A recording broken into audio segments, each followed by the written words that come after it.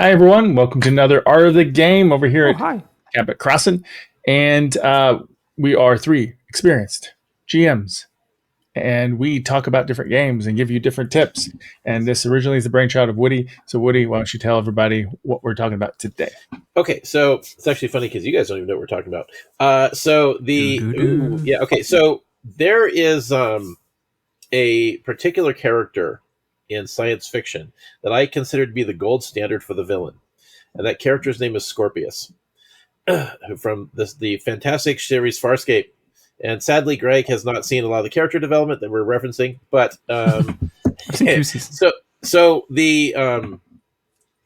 this idea that I have of what is like what I consider to be the ideal villain, and the problem with, I think, like media and like how we presented good guys and bad guys over the course of the last 100 years of storytelling with Hollywood and all that is like you have this idea of like good guys and bad guys, and it's very easy to get in this idea of like the bad guys have to be really bad, but that doesn't actually really work. Excuse me, because that particular unrepentant villain doesn't actually really exist in real life. Like when you look at people, even people that we would consider to be villains, there are redeeming qualities to these people. Even Hitler had redeeming qualities, and You like dogs. He was a complex individual. And like you look at the great villains throughout history, and what you're going to find more frequently is you're going to find people that are simply, they're your enemy because they're on the other side, not because they're evil, right? And the way that D&D is alignment. Evil, but yeah. Sorry, what was that? Just Hitler was pretty evil. And you can bleep me on the H word there, okay? Feel free, because we don't want to get demonetized. But no. Well, the thing is though is that like you look at like characters, like real people, and you're going to find that like this guy over here is simply an opposed viewpoint. He's not actually evil, and like the real villainous people don't see themselves as the villain, right? And like the percentage of evil in an RPG versus percentage of evil in real life, vastly different, right? So I thought it'd be interesting to look at like how to address villains in a campaign from the viewpoint of not being evil, but simply being like more of an antagonist, and what makes this character good. And I always look to Scorpius as the ideal gold standard because, well, we'll get into that, talk about that more, but like he's a character who, as a villain, also is compelling and interesting and fun to watch as a main character. And there's interesting things about him. And so I just want to put this like let's. It's good skin care. Yeah. Yes, exactly. But let's talk about this. Let's break it down. Like, what are the ideal qualities of a villain? And evil isn't necessarily on that list. Evil. Yeah. Every story is built on every plot. If you're not looking at theme for a second, every plot of a story is built on conflict, right? Mm-hmm. It's conflict between something or another, conflict between you and nature, you and someone else, you and whatever, right? Yep. And that's ultimately what has to drive a villain is what are they conflicted about? And if it's a real big baddie, why are they conflicted with a lot of stuff? Yeah. Well, they also have a goal, right? And whatever goal they're trying to achieve, just because like they may be doing something which from their perspective they're the great hero, but what they're trying to do might be really not helping you know. It shouldn't help you. You should be in conflict with your characters. Yeah. And, I think the way I see villains and just in fiction and stuff is like, or in real life even, it's just that people face certain obstacles and they decide to react one way versus another. One way could be a good way or a legal way, and the other one is a bad way or illegal way or whatever. Yeah. And, somebody can have a terrible childhood and turn around and kill a bunch of people and be like, my childhood was terrible. And somebody else has a terrible childhood and they go and create a foster home that help a bunch of kids or something, It's about how people make those choices. And I think better, like you're talking about antagonists, it's about like what you face, like tornadoes, disaster thing. Are they evil? They don't have any personalities, right? but romance films and stuff like that, where you have two guys vying for a girl or something, or like the traditional typical like Hallmark movie where woman's engaged to some jerk guy or whatever, or just a guy, whatever it is. But then she finds the prince from some island in the middle of nowhere. Yeah, prince from wherever, Nigeria or whatever. and then they get all the money, right? Yeah, and then it's just like, well, this guy isn't really evil, but he's in the way of these two getting together and stuff. So it's just someone who gets in the way. Yeah. Well, this character Scorpius in Farscape that I like so much, like he was an interesting one because from a villain standpoint, the character looked at you might say the political situation in this galaxy, right? He was victimized by an enemy, so he was definitely driven by revenge, right? To oppose an evil empire, but like. He basically viewed this empire as the greatest evil, that these people were going to conquer the galaxy, and there was nothing standing in their way. So his entire purpose to exist was to find a way to stop them from conquering everything and destroying everything. And, it was definitely motivated by revenge, and he was completely and utterly ruthless, where there was nothing he wouldn't do in the pursuit of that. But from his perspective, he was saving the galaxy. He was saving everyone. And the few people that were in his way were simply an acceptable casualty if everything else was saved from being burned down. And, he would deal with anyone, would murder anyone, do whatever it took to accomplish that goal. But he saw it as the greater good. And, it's kind of like the Thanos thing. Like Marvel did a wonderful job of taking this character that we basically had no setup for, except for a couple like cameos. Yeah, and the only thing was it was entirely built on the fact of his comic book reputation. And when he finally got revealed and he was presented so well that in literally one movie, everybody was completely sold on this character as if he'd been the main villain the whole time. And it worked. And in fact, it worked so well that people were actually like sympathetic towards him. And I even had the same thing happen in one of my campaigns where I built up this villain against the party who had a motivation and nobody gave it two shits to even ask what his motivation was. But after he was defeated and they finally found out why he was doing what he was doing, one of the players actually flipped and probably would have joined him during the course of the campaign if he'd known what the guy was actually doing. And actually ended the campaign having switched to taking that guy's side and thinking maybe he was right the whole time. Like Magneto from X-Men, right? There's some things he's right about. Just his methods may not be the best way. Yeah, totally. And like because like no bad guy ever sees himself as the bad guy. They are the main character of their story. They think they're the hero. Yeah. So who are some famous role-playing game villains out there? Well, that's what the problem is. A lot of Forgotten Realms has turned into the super bad evil, and that's it. Well, that's the problem. Is like majority of RPG games are built like that. Like the villains are just like unrepentantly bad. That's one actually thing I do like about the Rifts RPG, which I shall bring that down here. Like this what is this game? I haven't heard you talk about it. I know, right? Yeah, right. No, but what they actually did with this is the guy that wrote it built like there are certain core villains in the series, and some of these characters were actually set up to be like the players usually don't see it that way, but they actually are like there's something behind them. Right, like the main evil emperor character actually believes the Coalition, Emperor Prozac, he actually believes he's saving humanity. He's doing it, in a corrupt way, but like, the character isn't actually like he's trying to protect the human race, and so it's not necessarily as black and white as it appears on the surface. Though, of course, he's doing it. He's following the Nazi playbook, but yeah, I mean, it's just it's not necessarily. We're going to be raised solo and algorithm now. Yeah, but did not see that coming. Look at the uniforms, guys. Come on, man. Like this. Oh yeah.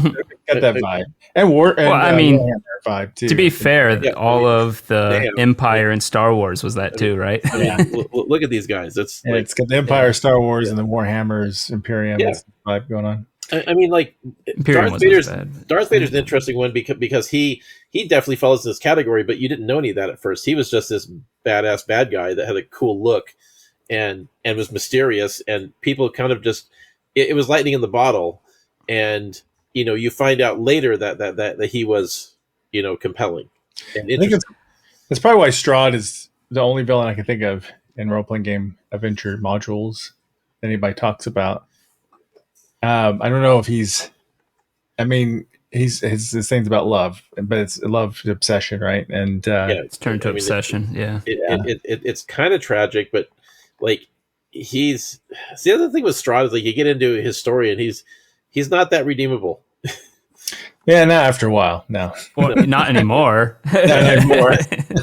Yeah, but I think that's he has a great elaborate backstory and motivation and stuff. Maybe that's why he's as popular as he is. Well, he's a well-developed character, and it's also a villain that the players can interact directly with, and he's not necessarily incentivized to just straight up kill them. So like one of the things I actually look at, which again is like what I think they did really well in Farscape with Scorpius, but it's something I'd been talking about for years, even before that show came out, is that I think that if you're going to develop a villain really well, I think your goal is to create a character that isn't just simply somebody for the player just beat up and like bulldoze over them and move on to the next villain. I think you need these characters that they can actually have kind of like a weird love-hate relationship with, and that there's an interaction, and they would actually have a reason to talk to this NPC rather than just simply oh shit, it's you, kill him, right? And I would say that's hard to do with D&D players. They're very trained. It is hard to do. It is hard to do. But if you can get a set of circumstances where this character can join the party and travel with the players, and they know this character is the bad guy, right? But they can find a situation where their goals align well enough that they actually like you will travel with this person because there is like some respect or trust or something, right? And you can accept that, we need you, you need us, we need you, and we're going to travel with you, and we're going to work together. Yeah, we'll betray each other at some point, but like if you can even get them to that point at all, that is a hell of a win from a viewpoint of a game master. Yeah, because you now have this NPC who is probably the main villain of the story, but it's like you have this character is something that like it's not just simply we're going to kill him. Like now you got your players, they are really invested at that point if they're actually going to cross that Rubicon. Yeah, and in fiction, Scorpius is that, of course, because he becomes kind of a friend of me after a while. Yeah. And then I would say like, oh my gosh, I can't remember everybody. There's a few characters in Supernatural that do that. And Spike, I guess. Oh yeah, Spike just Spike eventually became a hero though, but yeah, he was like that for a while. He was a big enemy. He killed 2 Slayers before he met Buffy. So. If you've ever played the second Star Wars: The Old Republic, that SWTOR, that one was really good with that too. Well, people know what I'm talking about if they played it. So when I was playing my very first Star Wars RPG campaign, where we were basing it on KOTOR, actually, it starts out with this particular Dark Jedi who was literally trying to kill the party. And then that character escapes and gets away. And there's a point where the character's back. And after multiple encounters, I did succeed in having that character travel with the party and managed to pull it off. And the only thing that torpedoed it is when we let another player back, who then immediately like ruined everything and chased her off. It's like, I'm not going to put up with this. She's Sith. Screw her. But it's like, up until his point of him showing up, I had her with the party as an NPC on the ship, traveling with the group, and she would have been there to the very end until she got to betray everybody. Right? Like exactly what I wanted. But player. Yeah, you gotta don't let your troublemakers back in the party. Technically, a villain doesn't need to also be killed every time. I mean, you could have it that they do change. Like if they actually have a valid motivation and the players do succeed at possibly doing stuff to get them not being dumb. Like a lot of times I feel like these villains end up just being they have a noble goal, but they think the ends justify the means, right? And so they become ruthless. There's nothing saying that they can't change. I mean, if you ever watch Dragon Ball Z, almost all the villains end up being good. So it's very interesting true, but the beginning that if you flip the script on that, you're actually describing the players, because the players, from the perspective of who they encounter in the world, are frequently going to be perceived as the villains. Like, they want to be the hero, but as you say, how many players out there have an ends justify the means approach, and they'll do anything and kill anyone to succeed. So there's this character. You guys read Order of the Stick? Yeah. So early in the series, they had this samurai character they ran into who was lawful good, but she was like very much of, there's only one definition for good, and if it doesn't fit my narrow viewpoint, then it's bad, right? Even to the point where she would commit murder, and be in the viewpoint of like putting an end to what she saw as evil, and her viewpoint was so wrong that the gods stripped her of her powers as punishment for this. But it was an interesting thing where you have, and I thought I like this, is you have a character who is undoubtedly a good guy, but is so narrow-minded and so prejudiced and bigoted in their view that they become the villain, the main villain for the party to deal with. And but yet they are lawful good, and I like that. I think that's really interesting, because the players could very well have a goal. They could be in the same view where they got a goal, they have to do this thing, but yet all the circumstances around it have turned the world against them, right?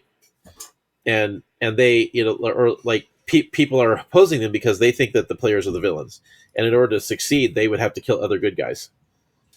Yeah, I'm gonna have the players get arrested sometime, and then they're like, all of the crimes you've committed. Has anyone ever played the Bard's Tale? No, I've been meaning to. I never have, though. I didn't get to finish the game. I've only played about 2/3 of it, but Greg, can I spoil the ending for you? Sure. Okay. In the game, you're fighting against all these bad guys and defeating them. Turns out you're killing all the good guys. And the main character was tricked on a quest. He thinks he's stopping the main villain from rising again, when actually you're actually the one creating it, causing it to happen. So yeah.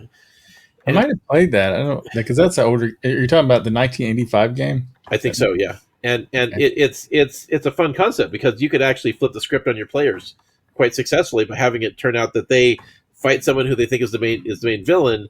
Turns out they were killing the good guy, and because they took out this hero, then nobody was opposing the main bad guy over here, right? And so, like, that is a, or even a different bad guy wanted you to take out his opponent.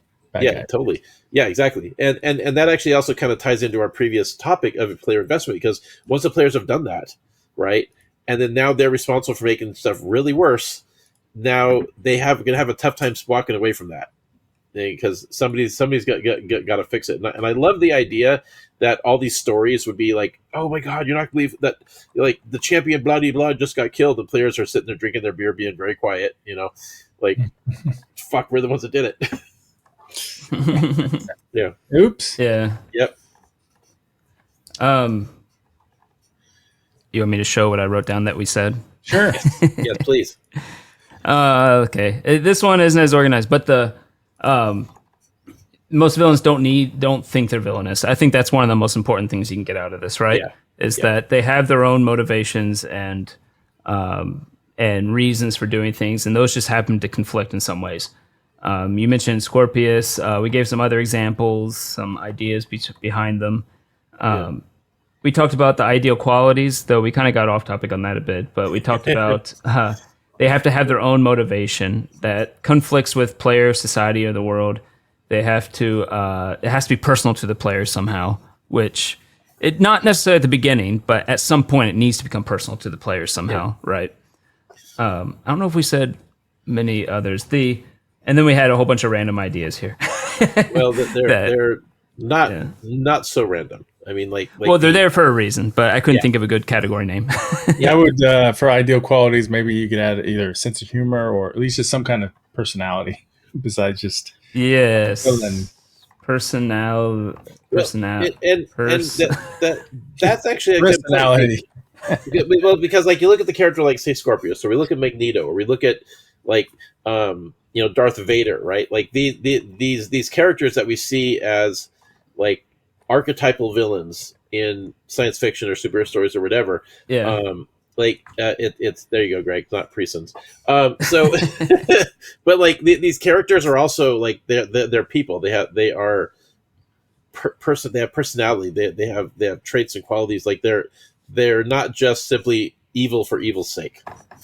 They got hopes and dreams. Yeah.